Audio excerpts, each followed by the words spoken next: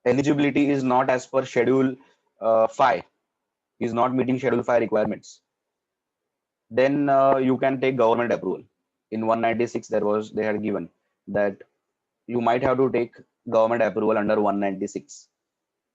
If also in the case of if you are appointing a person as a MD and he has already attained 70 years of age and special resolution is not passed, but OR is passed. So you can take government approval in that case. So even in various eligibility criteria under Schedule 5, they had said ki you can take government approval to appoint that person. So this section talks about how to take that. So basic section is a procedural section actually. Suggests the procedure. Making of application for approval. Every application made to government under section 196 shall be in form number MR2 as prescribed by Rule 7 and shall be accompanied by fee. Rule 7 also requires that every such application shall be made to central government within a period of 90 days from the date of such appointment. Within 3 months, you have to make the application. Plus, you have to give general notice to members before any application is made by company to government. A notice to the members of the company shall be issued by or on behalf of the company, indicating the nature of application. So members should know that we are going to make an application. Plus, publish the notice in newspapers, vernacular and English.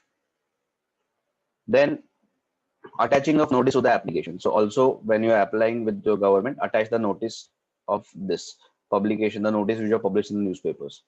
Copies of notice together with certificate of the company as to due publication thereof shall be attached to the application. So also attach the copy of the notice to the application. That is also part of the procedure. Then compensation for loss or of office of managing or whole-time director or manager. Basically, if a managing director, whole-time director or manager is removed before his term without he being involved in that removal, that he was guilty of some offense or fraud or something like that, and he was removed, or he was removed as a part of amalgamation exercise where he was removed from one company and made the director of another company, then that is not removal. In fact, you got a better position in the new company maybe. So if you were removed as a whole-time director, manager, or a managing director before your term was over, maybe your term was 5 years, but you were removed after 2 years, obviously you should get compensation. If you were not guilty of anything, you were not involved in anything, still you were removed before your term was over, then you should be getting a compensation.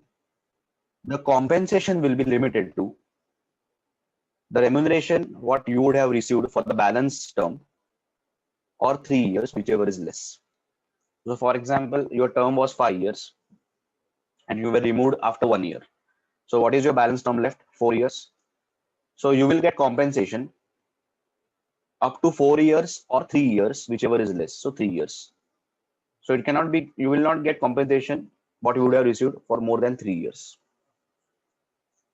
So basically, if you are removed in the last year, only 1 year was remaining and you were removed. So you will get remuneration of 1 year or 3 years, whichever is less. So you will get remuneration of 1 year only, whatever was left. So your remuneration will be limited to this. That is compensation, not remuneration, compensation. So that is what this section says. Unless the director himself was guilty, that he vacated the office under 167, he was disqualified, he resigns.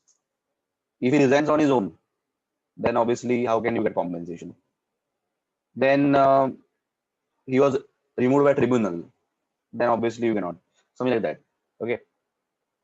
So section 202 of the Act, very important section. Section 202 of the Act contains provisions for compensation of or loss of office of managing director or whole-time director or manager as under. Payment when arises. A company may make payment to managing director, whole-time director or manager, but not any other director. Only these guys will get the compensation by way of, so part-time director if removed will not get compensation. By way of compensation for loss of office as a consideration for retirement from office or in connection with such loss or retirement. Basically from loss or retirement from office or connection with that. Prohibition on payment. So no compensation will be paid in these cases. where director resigns from his office as a result of reconstruction of the company or its amalgamation with another company, and is appointed as the MD, whole-time director or manager or officer of the reconstructed company. So he resigns from one company because of the amalgamation and now is appointed in the new company. So for example, there is a merger happening. So company A and B are merging and maybe forming AB Limited. So this director was of A Limited. He resigns and now he is director of AB Limited. So basically, it's like he never lost his job, correct? So he will not get compensation. Where director resigns from his office otherwise than on the reconstruction, so he resigns on his own. You are removed, maybe for personal reasons. Where the office of the director is vacated under section 167, vacation of office. Where company is being wound up, whether by order of tribunal or voluntarily, provided the winding up was due to the negligence or default of director. So because of the negligence of director only, the company is in winding up now, either through tribunal or through voluntary. Where the director has been guilty of fraud or breach of trust or gross negligence or gross mismanagement in relation to the conduct or affairs of the company or any subsidiary holding company. Obviously, he was involved in fraud, so he will be removed only. Where the director has instigated or has taken part directly indirectly in bringing about termination of office. So he was responsible for his termination. So he has done some mischief because of which he was terminated. So nowadays, all these sexual harassment things are also there. So he was removed under that or any other things. Quantum of compensation payable. There's a limit on compensation. So compensation payable shall not exceed the remuneration he would have earned if he would have been in office for the remainder of his term. So compensation will be limited to whatever balance term he had left. If he had continued for the remaining term, how much would he would have earned in that term, or 3 years, whichever is shorter. So basically, he will not get compensation for more than 3 years. So remainder of his term or 3 years. In other words, the remaining period of his term in the office is more than 3 years. The compensation will be restricted to 3 years. So if his term is left is 4 years, he will not get more than 3 years compensation. Calculation of compensation based on average remuneration. So the compensation will be calculated on the basis of average remuneration earned by him during a period of 3 years immediately preceding the date on which he ceased to hold office, or where he held office for less than 3 years, then the shorter period. So basically, how much compensation he will be paid for the remaining period will be based on whatever he was paid till now, the average compensation received till now. So for example, I was removed after 3 years and my 2 years are left. So whatever average remuneration received in the last 3 years, I will be paid for the next 2 years as compensation. No compensation if the company is being wound up. Now, the company went into winding up, and because of that, I was removed because the company is only winding up now. Then I not get compensation if there is no money left to be paid to even shareholders, or within 12 months of my ceasing to be office, of me getting terminated, the company went into winding up and there is no money left. So no such payment of compensation can be made if winding up of the company is commenced, whether before the date on which he has ceased to hold office or within 12 months after the date on which he has ceased to hold office. So winding up started before I ceased to hold office, or within 12 months I ceased to hold office. If the assets on winding up after deducting expense on winding up are not sufficient to repay the shareholders the capital, including the premiums, if any, contributed by them. If the assets are insufficient to pay the shareholders, whatever money they had contributed. But if the monies are sufficient, then I'll get the money. Plus, Section 202 does not prohibit the payment to managing director, whole-time director, or manager of any remuneration of services rendered by him to company in any other capacity. Any other capacity is basically, as you know, that professional capacity and all. So this is 201 or 202. 203, I guess they have given, yeah, 203 they have given at the start.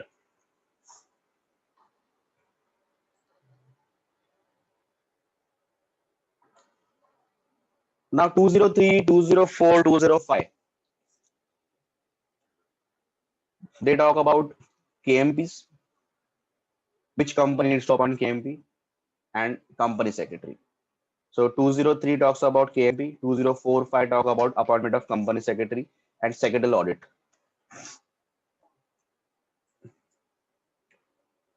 Appointment of KMP. So we know what is a KMP. KMP is what? CEO or MD or manager, CFO, CS, full-time director. So they say section 203 says that every company belonging to the prescribed class or classes of companies shall have the following whole-time director, whole-time key managerial personnel. So they are saying that these classes of companies which they have specified, they should have the following whole-time key managerial personnel. So they should have KMPs. First is the MD, CEO or manager, or in their absence, the whole-time director. So either you need a MD or a CEO or a manager, or if not, a whole-time director at least has to be there. Company secretary and CFO, that has to be there. Now, which are the companies that need to have them? According to Rule 8, following companies shall have whole-time key managerial personnel. Every listed company should have, and every other public company having paid up capital of 10 crore or more. So private companies are excluded from this. So they did not have KMPs, but every listed company and public company which is unlisted but having paid up capital of 10 crore or more. So again, unlisted public companies having paid up capital of less than 10 crore are excluded. So they need to have these KMPs compulsory. Plus requirement of company secretary in certain other companies. So 10 crore तो definitely, but 10 crore आहे, paid up capital 10 crore आहे, तर तुला secretary पाहिजेच.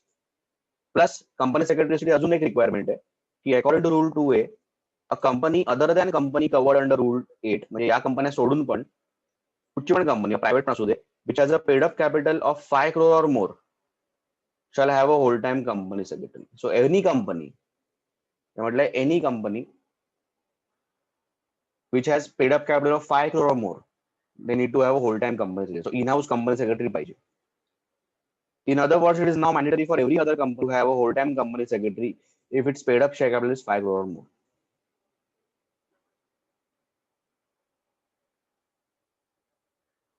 त्याच्यानंतर prohibition on individual to be appointed as chairperson as well as MD or CEO at the same time.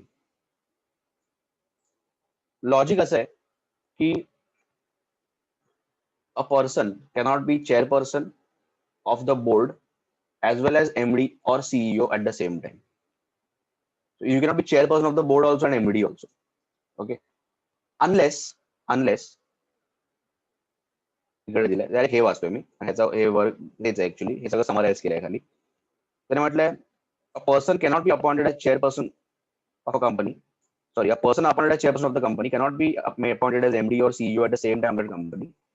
This prohibition is not applicable in the following cases: where the articles of the company provide otherwise, they allow, and where the company belongs to the prescribed class of companies engaged in multiple businesses and has appointed CEO for each business.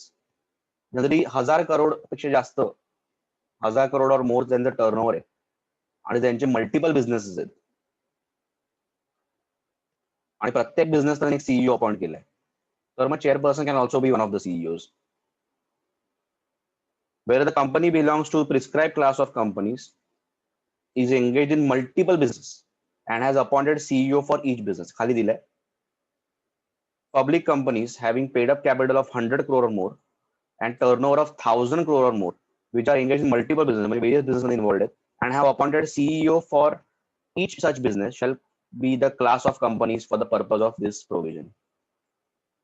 So 100 crore, 1000 crore जर असेल आणि multiple business असेल आणि प्रत्येक business साठी CEO आहे तर chairperson of the board can also B chairperson and also be one of the CEOs. It's fine.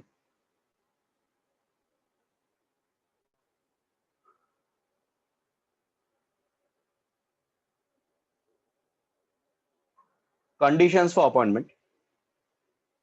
BR at BM. Every whole-time key managerial person of a share of a company shall be appointed by means of resolution of the board. The resolution shall contain the terms and conditions of appointment, including the remuneration. Bar on multiple appointments. हा rule आहे की a whole time, you're a whole time म्हणजे काय, तू full time इकडे आहेस. A whole time KMP shall not hold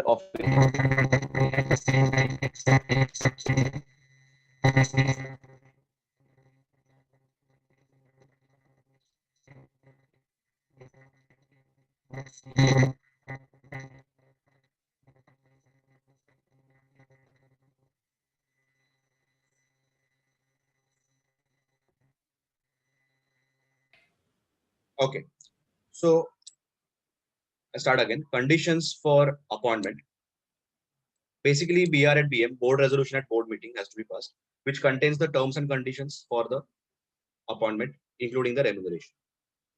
Then the most important point is bar on multiple appointments. Basically, if you are a whole-time managerial person at one company, you cannot be appointed at another company as a whole-time KMP somewhere else. It's like if you're doing a job, a full-time job somewhere, you cannot do another job somewhere else. Then you will not be, giving all your effort to that company. Except you can be a whole-time KMP in another subsidiary of the company. That is fine. So if you are a whole-time KMP in one holding company, you can be a whole-time KMP in the subsidiary also. That is fine. So there is one exception that is allowed. Otherwise, it is not allowed. So a whole-time KMP shall not hold office in more than one company at the same time, except its subsidiary. But you can be appointed as director elsewhere. Director as in a part-time director, you can be appointed. So you can hold directorships, as you know, section 165. You can have up to 20 directorships. However, KMP shall not be disentitled from being a director in any company within the permission of the board. You can take permission and you can be appointed as director. So basically not a whole-time director, but you can be a part-time director, non-executive. That is fine. Or independent also. That is again non-executive only. You can be that. Managing director or manager in more than one company. Now, if a person is a MD or manager in some other company, it is permissible for a company to appoint him as its MD. They are saying if already he is a MD or manager in some company, he can be appointed as MD of our company also. The modus operandi is as under. Rules are as under. The persons who are appointed or employed as MD should be managing director or manager of one and not more than one other company. So he should be MD or manager of only one extra company. And such appointment or employment is made or approved by resolution passed at meeting of the board with consent of all the directors present at the meeting. So a board resolution has to be passed for that at board meeting, and it has to be passed by unanimous approval. Everyone has to approve that. Further, specific notice of such meeting and resolution to be moved thereat has been given to all directors in India. Notice has been sent to all directors. But again, what they are saying here, managing director of one other company can be appointed as MD of this company, subject to BR at BA, unanimous approval. But what we saw here, conditions for appointment, that a whole-time KMP shall not hold office in more than one company at the same time, except in its subsidiary. So here also they are talking about holding subsidiary. So these sections have to be read together. So otherwise they are contradicting. Here they are saying a whole-time KMP shall not hold office in more than one company. So what is a MD and a manager then? He is also a whole-time KMP, especially he is a major whole-time KMP. So how can he hold office in two companies? So here also they are talking about holding subsidiary. Filing of vacancy of KMP. So if the office of the KMP is vacant, the board shall within 6 months fill up the vacancy. If the office of a whole-time KMP is vacant, for example, CS vacates, the resulting vacancy shall be filled up by the board at the meeting of the board within 6 months of the date of vacancy. Penalty, unimportant.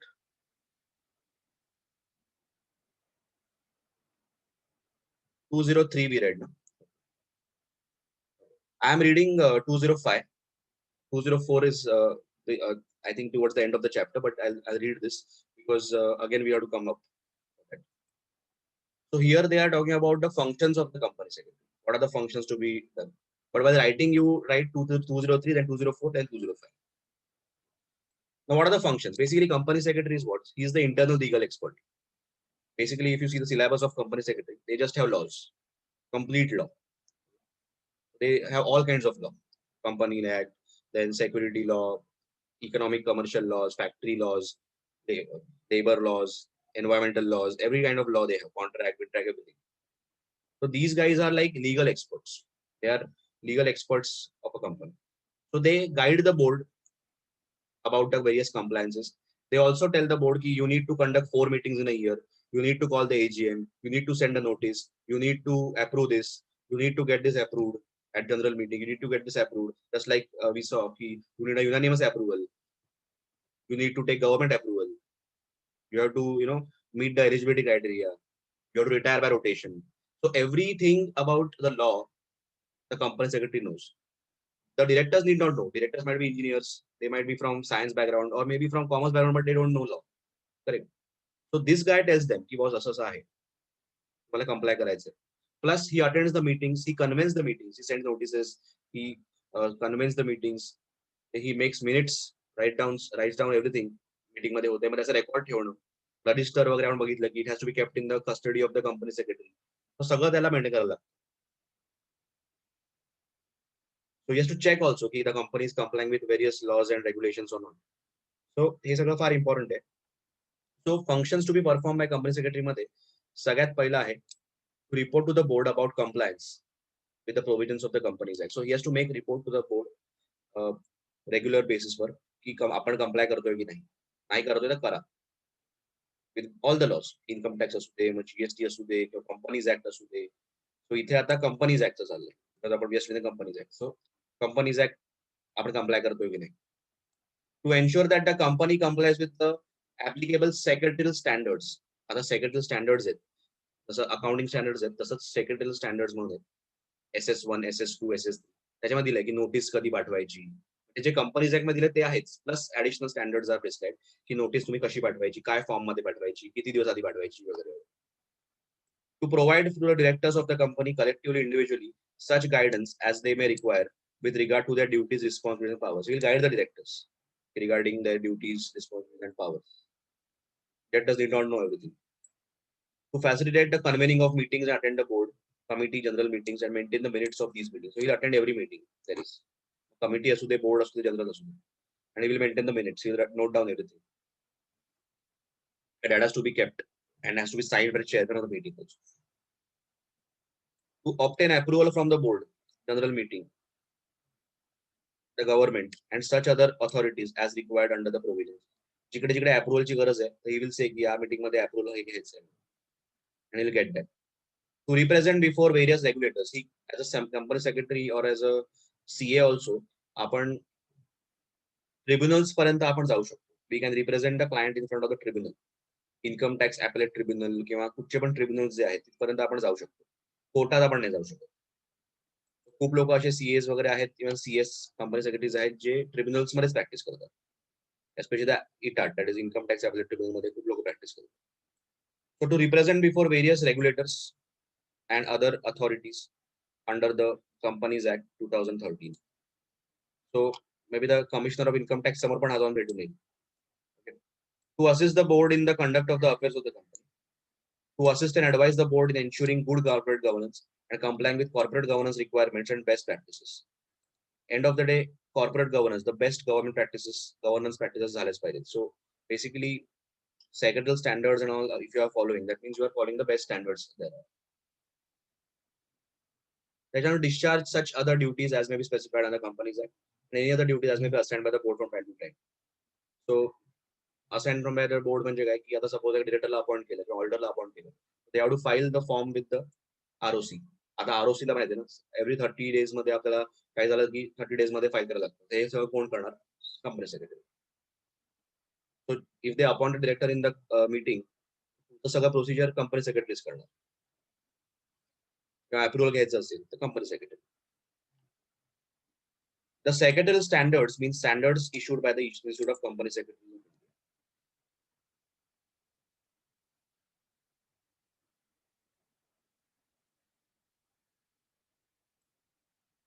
No effect on duties and functions of certain important functions. त्याने म्हटलंय की just because company secretary आहे म्हणून काय बाकीचे लोक काहीच काम करणार नाही असं नाहीये. त्यांचं ड्युटीज फंक्शन्स आहेतच. डिरेक्टर, चेअरपर्सन, मॅनेजिंग डिरेक्टर होते will obviously have their responsibility. आता सगळं कंपनी सेक्रेटरीवरच टाकतील. So according to section 205, the provisions contained in 204 relating to secretarial audit for bigger companies and section 205 related to functions of company secretary shall not affect the duties and functions of the board, chairperson, MD, whole-time director, or under this act or any other law. In other words, these important functionaries of the company cannot be absolved of their duties and functions simply because a secretarial audit has been conducted or certain functions have been assigned to company secretary. They shall always remain responsible to the company and in no way their responsibilities are reduced.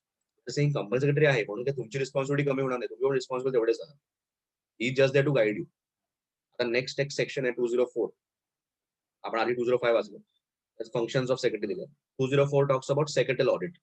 Which companies need to get themselves audited under secretarial audit. So they म्हटलं की तुमचं secretarial audit होत आहे किंवा company secretary तुमच्याकडे आहे in house, तर that doesn't mean the MD will be relaxed की नाही आमचं काय टेन्शन आहे, सगळं जे काय आहे ते CS वर टाका, तो बघेल, असं नसतं. You are also equally responsible.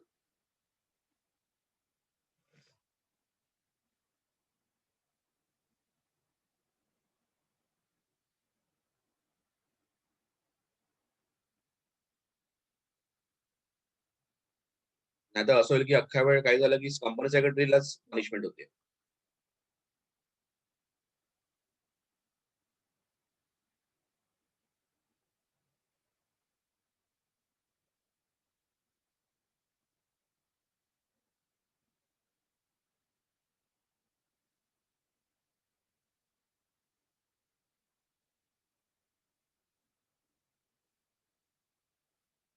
To 204 secretarial audit for bigger companies.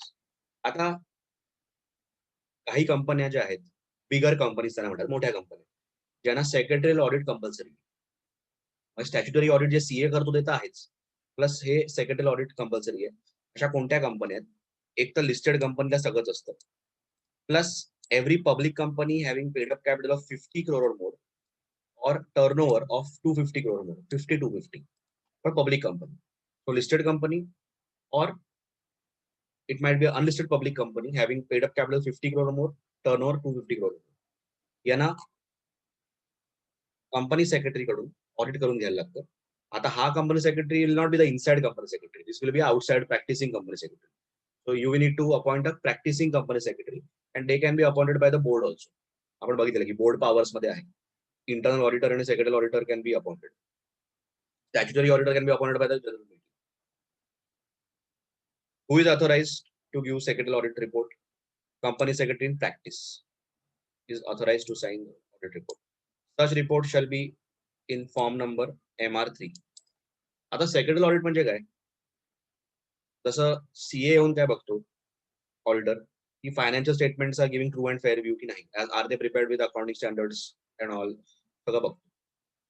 हा बघणार येऊन की whether the company is complying with all the laws and regulations, सगळे लॉज रेग्युलेशन जे जे कंपनीज ऍप्लिकेबल आहेत ते फॉलो केले. Thus Companies Act funding, all the laws. And such report shall be in form number MR3. Obviously, you have to annex that to the board report. This is form part of the final statements they आपण lay करतो AGM मध्ये. So company shall annex the statutory audit report so obtained with the board report made in terms of section 134. So board report बरोबर attach करायचं. Duty of the company as regards the audit.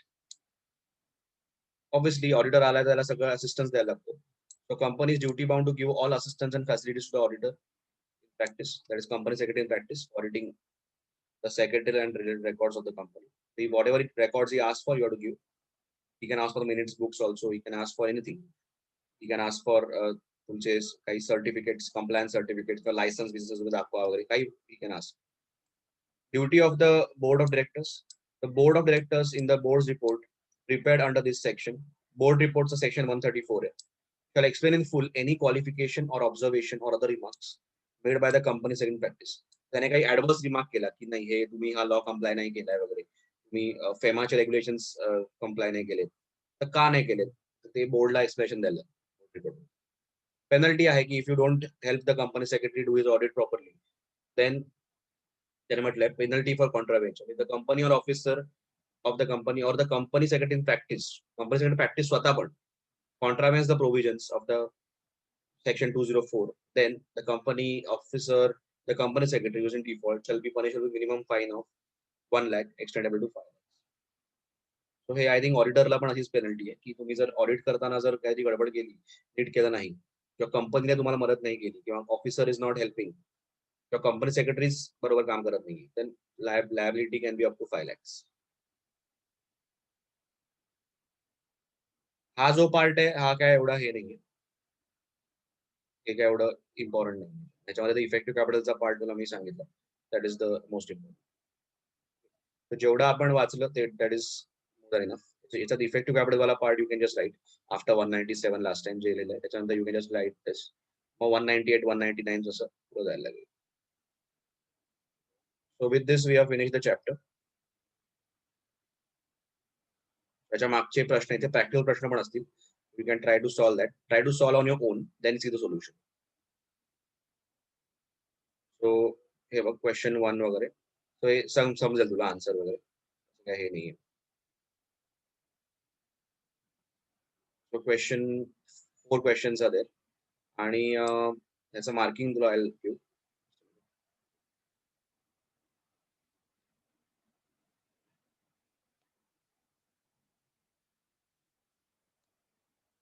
सो ह्याच्यामध्ये this असा question येऊ शकतो for 4 marks वगैरे they can ask. Secretary audit for bigger companies 204. सो याचा answer असेल 1. याच्यामध्ये कसं लिहायचं की which companies to get conducted secretarial audit, listed company and आणि मग AB. हे सगळं लिहायची गरज नाही, सगळं टाइमपास लिहायची गरज नाही. Listed company and every public company म्हणजे unlisted public company 50 crore 250 crore. तो लक्षात कसं 50 250 आणि लिस्टेड तर आहे. सो हाऊ रिमेंबर L50 250. मग ह्याचा you can just write one word answers की who is authorized compulsory practice, annexing with the board report, duty of the company to provide assistance, duty of the board to explain any qualification, penalty ची गरज नाही. Got it? So one word मध्ये you can complete. So this is 204. त्याच्यानंतर मी जसे section तसे सांगत जातो कारण वर खाली असं, पण यू राईट इन सिक्वेन्स. त्याच्यानंतर 202 मध्ये पूर्ण येणार 1 2. ह्याच्यात पण ना हे पण जे आहे ना हे शॉर्ट मध्ये लिहू शकतेस की where director resigns as a result of reconstruction and gets appointed in another reconstructed company. Director resigns on his own. Resigns on his own. Vacation under 167. Company is wound up due to negligence of director. Guilty of fraud, breach of trust. He has instigated his termination. Short मध्ये लिहायचं. ठीक आहे. ह्याच्यात सगळ्यात important point हा आहे quantum. Quantum वाला point important आहे आणि नो कॉम्पेन्सेशन एंड पर्यंत. ओके. सो हे अक्कच लिहायचंय 1 2 3 जे काय आहे ते 1 2 3 4 सगळं जे आहे 1 2 3 4 all you are right, but in this part you can write in short this part.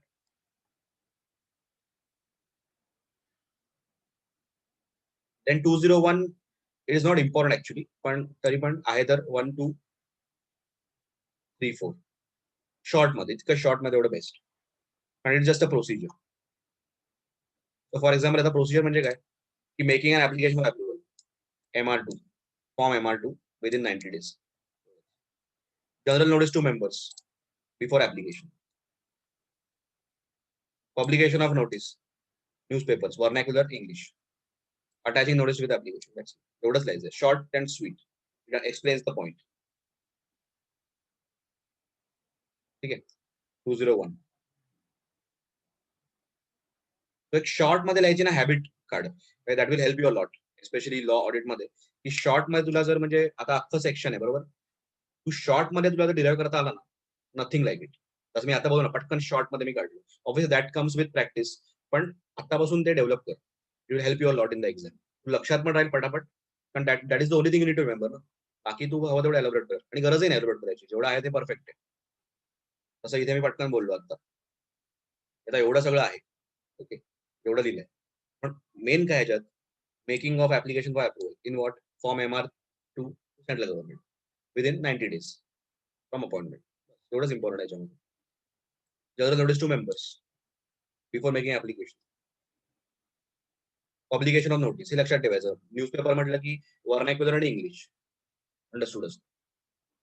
Vernacular म्हणजे जिकडे तुमचं ऑफिस आहे तिकडचं वर्नाक्युलर, म्हणजे महाराष्ट्र आहे तर मग मराठी आणि English. Attaching notice with board report, sorry with application. That's it. So असं शॉर्ट मध्ये डिराईव्ह करता आलं पाहिजे.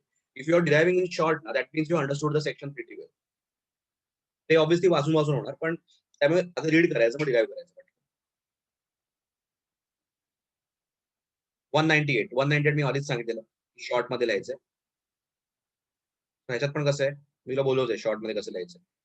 क्वालिफिकेशन, कॅल्क्युलेशन ऑफ प्रॉफिट्स, ह्याच्यामध्ये सगळं लिहायला लागेल, whole thing, specially what is to be added. मगाशी बोललो subsidies from government, premium on shares वगैरे, सगळं शॉर्ट मध्ये, अगेन शॉर्ट, सगळं शॉर्ट मध्ये आज. ओके, द होल थिंग पण शॉर्ट मध्ये.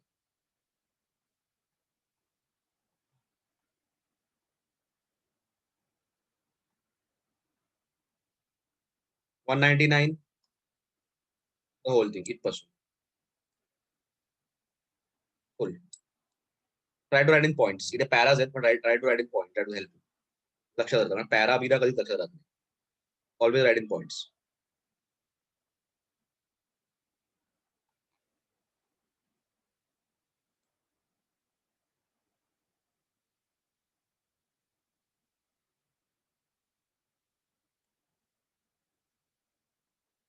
मध्ये सेक्शन 200 मध्ये हे सगळं मी मगाशी बोललो ते, हे पण also write in short points. हे शॉर्ट मध्ये लिहू शकतो की लाईक पुढे लिहायची गरज नाही. Like financial position, remuneration commission drawn in any other capacity, remuneration commission from other company, professional qualification experience, financial operating performance of 3 years, last 3 years, relationship of remuneration and performance, principle of proportionality of remuneration, remuneration policy for directors and employees if different, securities held. Short मध्ये ठीक आहे. 200 मध्ये एवढं. 200 section पटकन कळत नाही, त्याने वर number लिहिलाय, इकडे लिहिलाय section 200. So you need to understand की वेर इज 200. पटकन कळत नाही, पण बाकी ठिकाणी त्याने सेक्शन वर लिहिला, इकडे लिहिला नाही. पण 205 मध्ये हे पण शॉर्ट मध्ये अगेन, फंक्शन्स परफॉर्म काय, to report to the board about compliance. मग company comply with secretary standards, provide directors guidance, then facilitate convening of meetings, attend meetings, obtain approvals, represent before various regulators, assist the board, assist on good corporate governance. Keyword लक्षात ठेव, discharge such other duties as required. Short and sweet, कारण त्याशिवाय लक्षात राहणार नाही. जितकं short करता येईल तेवढं बेटर.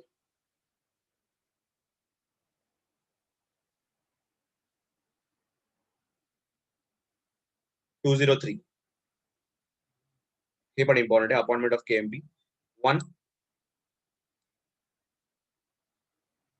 आता ह्याच्यात ना 2 पार्ट आहेत. अगेन ह्याच्यात 2 पार्ट आहेत. ह्याच्यात एक तर दिस पार्ट, ह्याच्यात 2 पार्ट लक्षात ठेव. एक तर हा पार्ट आहे 1 वाला इथपर्यंत, दिस इज 1 पार्ट, हा 1 पार्ट आहे. आणि second part is prohibition on individual to be appointed as chairperson वगैरे, तो पॉईंट आहे, तो इथून घ्यायचा. इथून वाचला, इथून वाचला 1. आणि ह्याच्यातला हा पॅरा पण द्यायचा की प्रिस्क्राइब क्लास म्हणजे कोण, paid up capital 100 crore, turnover 1000 crore, which has multiple businesses. So हे एक पॉईंट आहे. हा सेकंड पार्ट झाला. मग थर्ड पार्ट पण आहे, कंडिशन्स फॉर अपॉइंटमेंट, हे इम्पॉर्टंट आहे. त्याच्यामध्ये AB लिहायचं. आणि मग फोर्थ पार्ट आहे managing director or manager in more than 1 company, तो वाला. आणि वेकन्सी. हे पार्ट्स मध्ये ब्रेक करायला लागेल. पेनल्टीची गरज नाही. That is it. So we are finish this chapter. And as I told you last time की हे फर्स्ट 3 चॅप्टर्स आहेत ना, they have the maximum weightage. ते कंपनीज ऍक्ट 60 मार्क्सचं जे कंपनीज ऍक्ट आहे त्याच्यामध्ये almost 30-35 marks is from the first 3 chapter. पहिले 3 chapter तुला एकदम परफेक्ट करायचे, बाकीचे पण करायचे, पण हे कंपनीज ऍक्ट मध्ये हे क्रिटिकल आहे. Companies act if you want to crack these 3 chapters will give you the maximum. So हे एकदम पक्के झाले पाहिजे. ठीक आहे. So will meet on Monday now for standards on audit. Indian AS, Ind AS. 35 ठीक आहे. या हॅलो. हा या. हा म्हणजे आता तरी मला कळलंय सगळं. थोडं वास्ट आहे. जर in case I have any query I sure नक्की. ऍक्च्युली हा चॅप्टर जो आहे ना हा कधी कधी ना म्हणजे फ्रँकली स्पीकिंग मी स्वतः जेव्हा अभ्यास करायचो ना हा चॅप्टर मला आवडायचा नाही. बट तरी I have made it quite interesting असं मला वाटतं, कारण हा चॅप्टर अगदीच घाणेरडा चॅप्टर होता. म्हणजे मला ते 196 197 म्हटल्या तसं राग यायचा. ओके. हा पण actually I have tried to make it very easy for you. So just read girl, I think समजेल. या आणि डाउट्स आहे तर ऑब्विसली यू कॅन मेसेज. वास्ट. Yes sure. Yeah yes. Okay fine. Monday 7:30. Yeah Monday. Okay. Yeah bye. Okay, thank you. Yeah bye. Good day.